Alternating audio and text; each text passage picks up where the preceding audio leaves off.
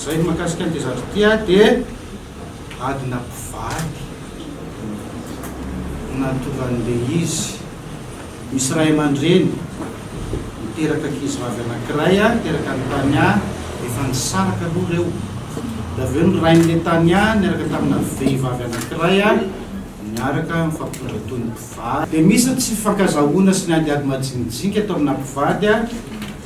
dia misy niady a dia nalain'ilay vehivavy tany am-pianarina tsy nainy tany am-pianarina ilay zaza dia nentin'ny tsoka tamin'ny latsinainy omaly vao fantatra hoe taiza nitondrany anazy a nentin'ny tany an-tany fotsy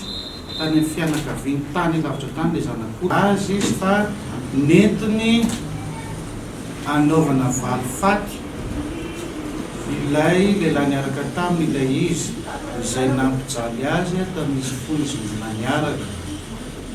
midaroka sy mamono ary mampijaly kono ilay lehilahy ka niafara tamin'ny naafaka ny zaza tao ankibo ilazy izy fa metiko amaizana azy fotsiny ozy izy tsy niteny ho vonoko ty nataopinina nataopinina ny olona natao anatin'ilay izy rehefa nanao fanadihadiana izy ahay a nafantatra le dadan'le ankizy vavy hoe any amin'le sipany a ilay zaza dia nandefa SMS izy tany ami'ireny zaza hoe aza mitoritory a fa tsika mivavaka fa any le zaza tsy naninona le zaza natanina le zaza dia miteny hoe tsy niforsena tsy nampijaliana tsy natao ninonino fa nite fotsiny le zaza zay fa te hody any aminay